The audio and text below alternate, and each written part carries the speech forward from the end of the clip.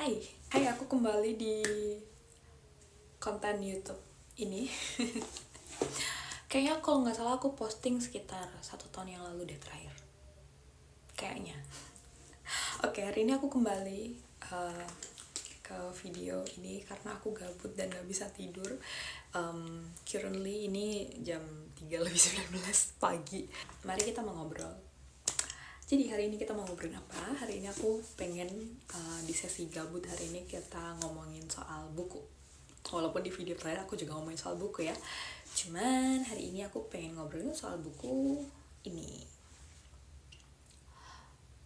Bukunya matching sama kaos aku. Ini kenapa tiba-tiba pengen ngobrolin buku ini? Jadi tadi tuh karena gabut, aku tuh scrolling kamera roll lama kan. Terus habis itu kayak ngeliatin foto aku di ketika aku masih ada di tempat tinggal yang lama.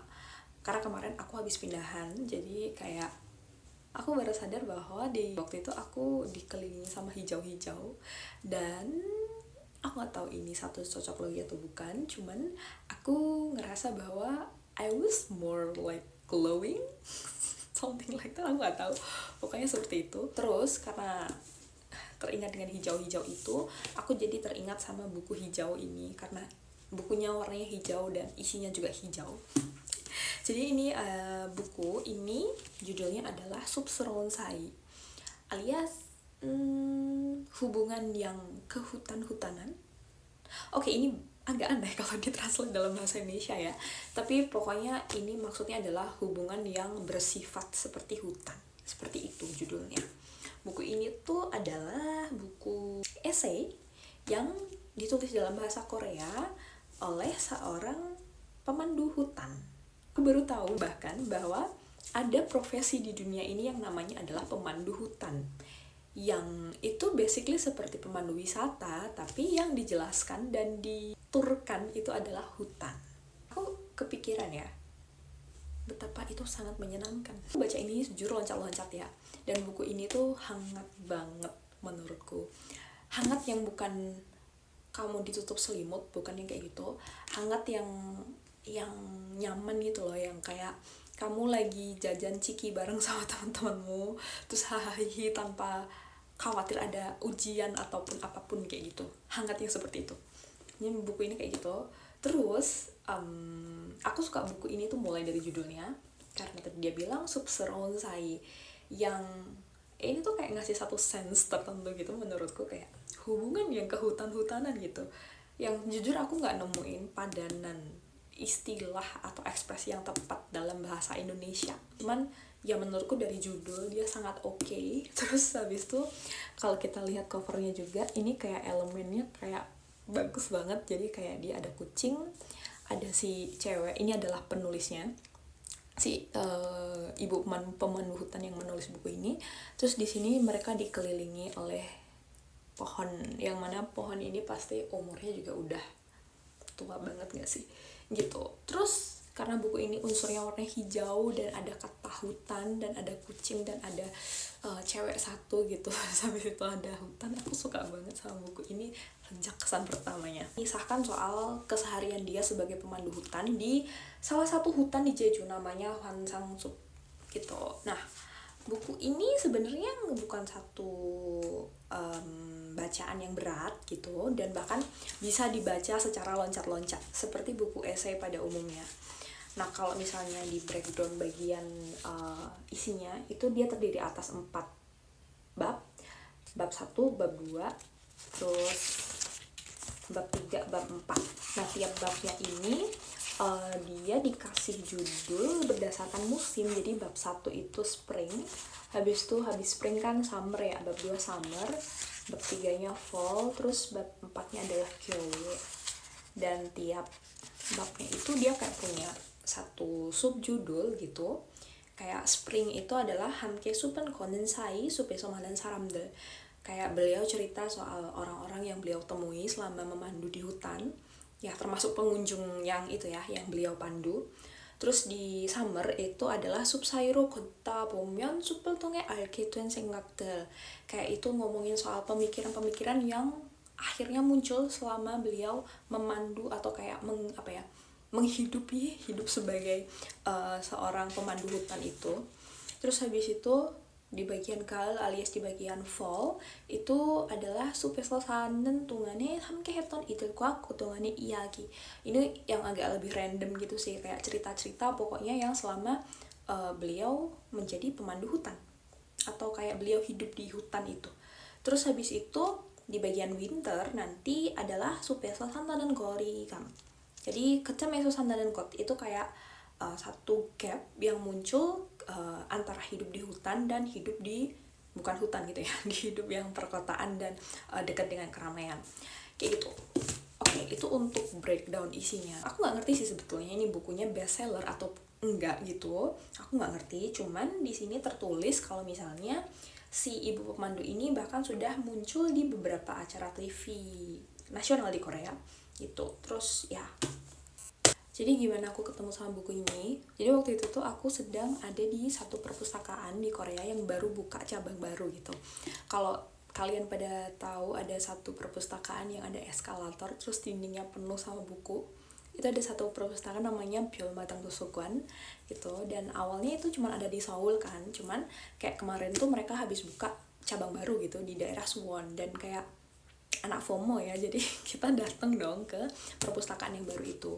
Cuman ternyata tempat di sana itu agak kecil, jadi waktu kita kayak keliling buat explore di situ ada apa tuh kita bentaran doang terus sudah selesai kan. Nah di situ selain kita bisa lihat buku, kita juga bukan cuma lihat kayak dari rak, tapi bisa kita ambil buat kita baca di situ, semacam seperti itu.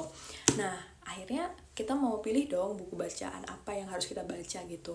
Cuman waktu itu aku mikir kalau misalnya aku baca novel atau sesuatu kayak fiksi pokoknya, itu tuh kayak aku perlu waktu banyak, dan aku masih cukup kesusahan untuk kayak one sit read gitu untuk beberapa novel di bahasa Korea, karena biasanya bakal ada satu tema tertentu kan, dan itu banyak istilah yang aku kadang tuh harus kayak cross checking balik ke kamus gitu.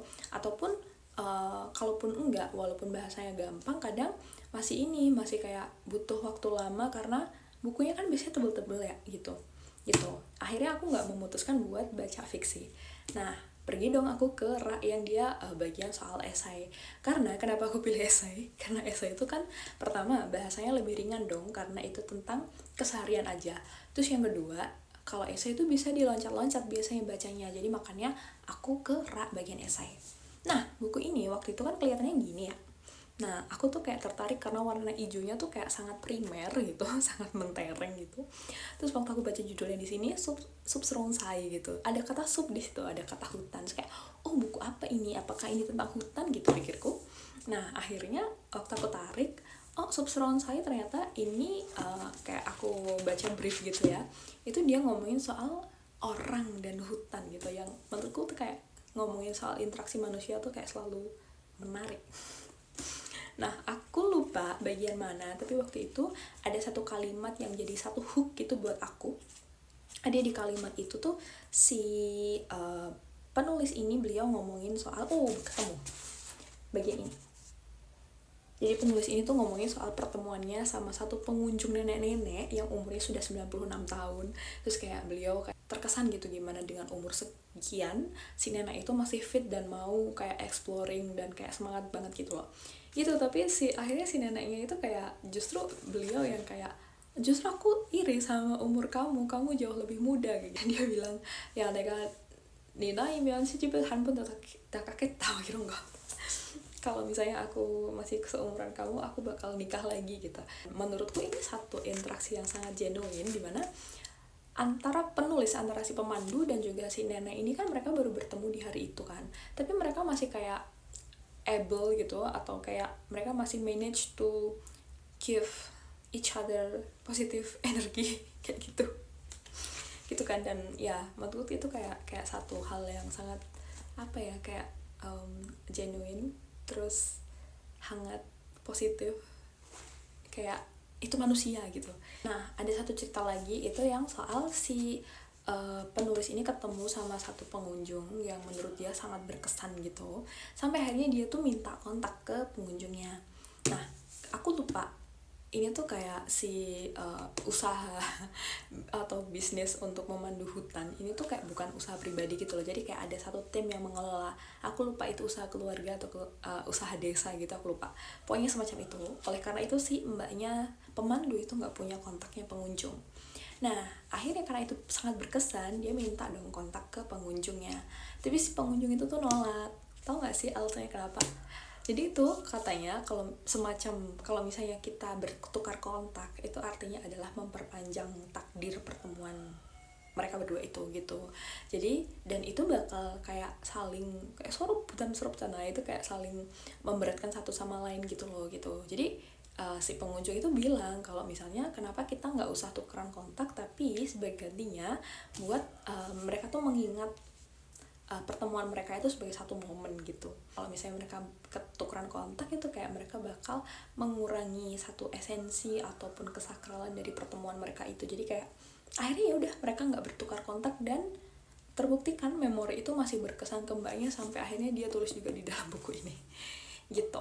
Yang waktu itu aku baca ya di perpus itu tentu saja bukan buku ini ya, walaupun judulnya sama itu. Jadi waktu itu akhirnya kan kita pulang ya, waktu itu tentu aja aku nggak baca sampai selesai buku ini. Waktu itu juga kayak sangat memberikan satu kesan gitu, aku suka sama kata-katanya, cara penyampaian si penulis dan lain-lain. Aku foto dong waktu itu buat kayak remind aja, dan aku unggah di story gitu. Nah selang kayak aku lupa ya 2 hari atau berapa gitu, temanku yang dateng tadi yang ke perpustakaan bareng aku itu, dia bawain ini dong ke aku, terus kayak ini buat kamu.